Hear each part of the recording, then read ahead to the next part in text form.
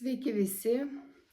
Taigi šeštas mano įrašas apie mano kolekciją. Noriu pradėti nuo štai šito ąsotėlio, kuris matot. Taip pat yra pagal savo raštą yra labai unikalus. Turint omeny patį žemės išdėstymą ar ne.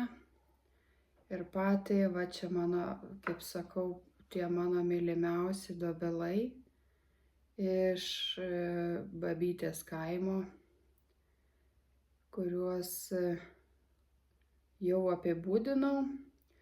Taigi unikalumas šio rašto yra tai, kad viršui matote mano sukurtą raštą, kurį vadinu dievų namais. Tarsi, vat, kaip aš jį įvardiju, vat būtent tas mėlyna tokia tarsi būtų gatvė ar ne, tai va tasai tamsiai mėlyna reiškia labai aukštą dangų, o va šitie būtent kampučiai, tai šilti dievų namai. Religijų yra šioj planetoje labai daug, todėl tas raštas dievų namai tai apibrėžia aplamai viską, ką mes paliesti negalim, ar ne, ir visi žinom. Ir suvokiam, kad kažkur tie dievai ten gyvena, kur ne žmonės, tikrai ne žemėje, kažkur ten, kur labai gera ir nėra problemų. Tai va, o saulutė, matot, yra labai šilta ir būtent va centre matot tos pačius balandžius, kaip sakoma, gyventi taikoje, kad visos šeimos gyventų po saulę taikoje. Ant savo gimtos žemės, čia būtent išplėčiau žemės tą suvokimą, tą raštą, jisai yra unikalus tokiam irgi išpildyme.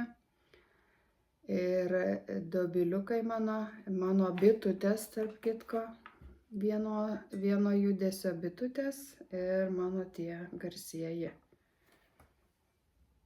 drugeliai. Nors čia, vat atkreipkite dėmesį, šitas ąsotis ant tiek yra unikalus, kad aš dabar tik tais pati pamačiau, kad yra tik 3 bitutės išraižytos ir vienas miniatiūrinis drugelis.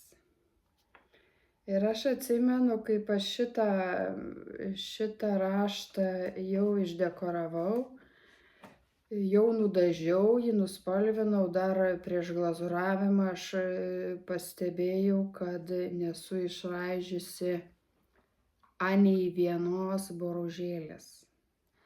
Boružėlės būtent yra mano dar vienas iš simboliukų, toks kaip laimės nešėjas ar ne, boružė. Ir aš galvoju, o ką dabar daryti? Nėra ne vienos boružėlės, mano mylimiausi šitiegi inkliuziukai ir jų nėra išraižyta nei pilvukų, nei galvyčių, nieko. Tai va šitas ąsotėlis yra išskirtinis tuo, kad visos boružėlės yra tiesiog be jokio apibrėžimo, be S-grafito apibrėžimo, padaryti tiesiog nupiešti tik tais dekoravimo dažais, užfiksuoti be jokio rėmelio. Tai vat, todėl šitas ąsotėlis yra pas mane kolekcijoje.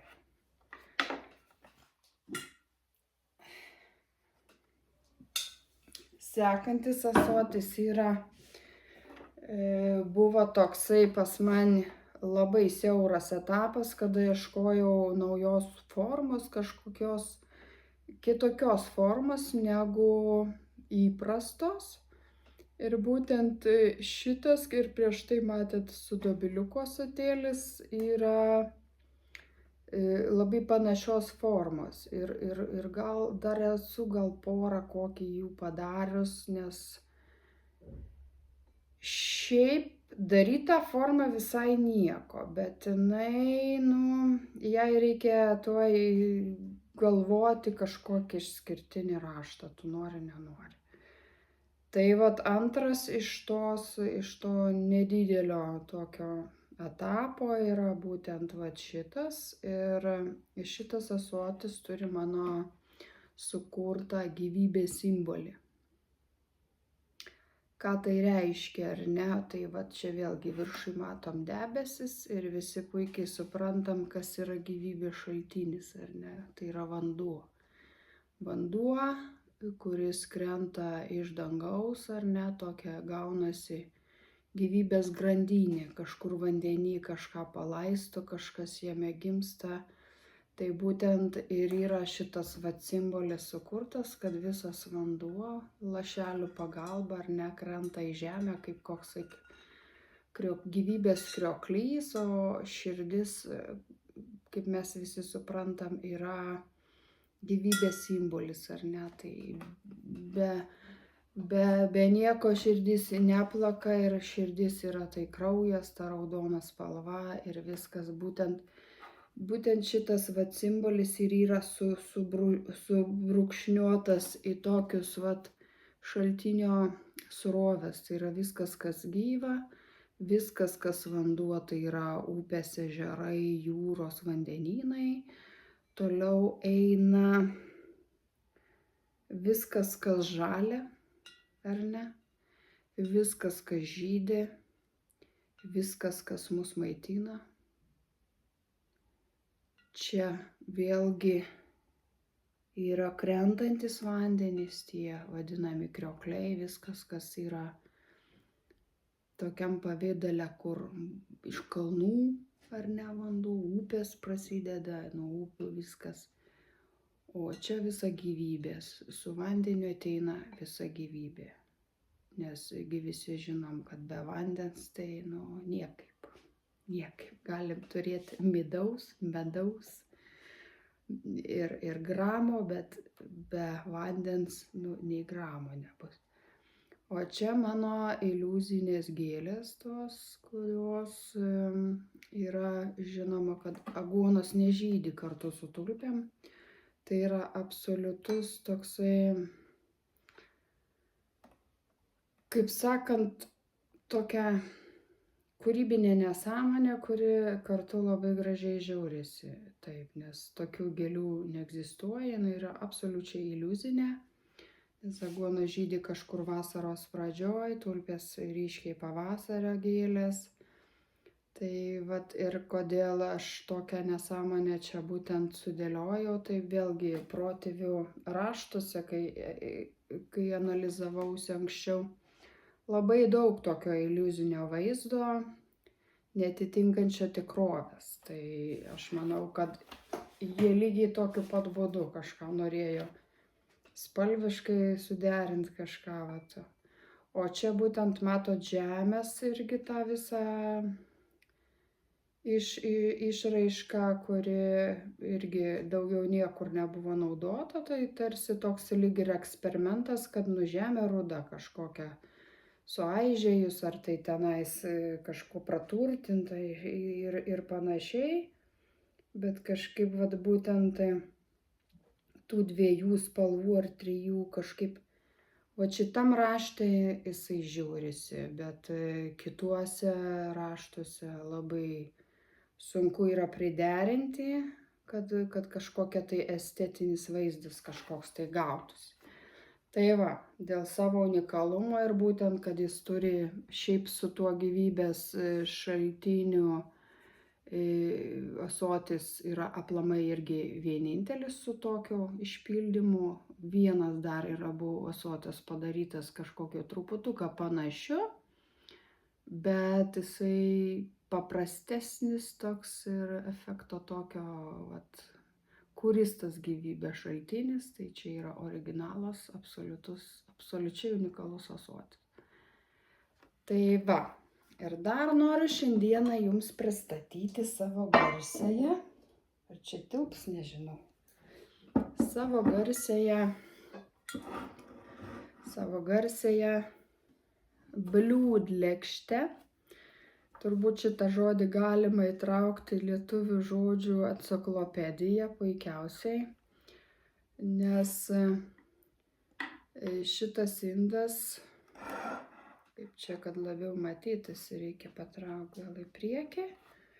Taip, šitas indas buvo sukurtas labai įdomiam dalykui, kadangi mūsų lietuviški stalai dažniausiai lūžta nuo vaišių ir iš tikrųjų neša gaspadinės ten tuos palmus, kus pridėję tris kokius razus, 3 dešrelės, 5 bulvės ir laksto gaspadinė pirmyn atgal.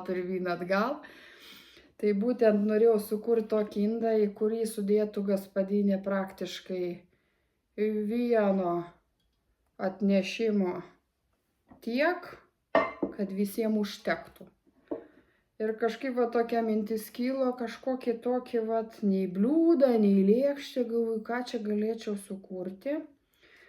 Žinoma, tos įspūdingos rankenos, kurios visą tai įprasmina, jo, jisai be proto yra gražus. Va, dugnas, viskas yra surašyta su parašais, jisai yra irgi sukurtas tą įspūdingą 2015 metų etapą, nes jau 2016 kovą jie visi stovėjo 3 mano autoriniai parodoj, bibliotekoj Plungės miesto. Taip ir matot, čia yra ant jo tas mano, iš tos mano pamėgtos knygutės Bronės Buivydaitės Pavasario lašų ir užrašas skamba taip: žemės rūbas žalias, želmenėliai saulėn kelias, 7spalvė vaivos juosta, veidą debesiui nušluosto. Tai vat ir šitas raštas, kaip mato, tai yra rugiagėlės tarp rugių. Šitas raštas yra išpildytas būtent tik ant šito vieno indo. Kaip po bliūdlėkštės, jisai čia atrodo įspūdingai. Daugiau jų tokių bliūdlėkščių su šiuo raštu irgi nėra. Šitas išpildymas taip pat yra unikalus. Šiuo raštu dar esu padarius vieną ąsotį, kuris buvo parduotas vienai mano kolegei, tautodailininkai. Taigi, jeigu su šiuo raštu realiai indų yra visiškai tik tai 2. Vienas pas mane, vienas pas ją. Tai va, šiandienos pristatymą baigsiu. Pristačiau 3 darbus. Susitiksime kitą dieną.